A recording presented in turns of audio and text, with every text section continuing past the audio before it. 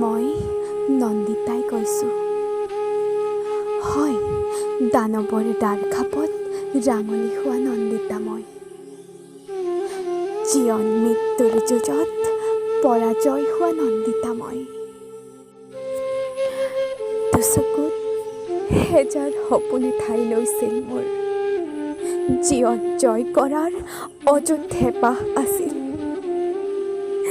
সপোনবোৰক দিঠক ৰূপ দিবলৈ কিমান যে হাবিয়াস কৰিছিলোঁ, কিন্তু এটা মানৱৰূপী দানৱে সকলো শেষ কৰি পেলালে। এক মুহূৰ্ততে ছাই কৰি পেলালে মোৰ সপোনবোৰ, মোৰ হেঁপাহবোৰ। মই হাৰি গ'লোঁ। নিয়তিৰ ওচৰত পঞ্চভূতত বিলীন কৰি দিলোঁ নিজক।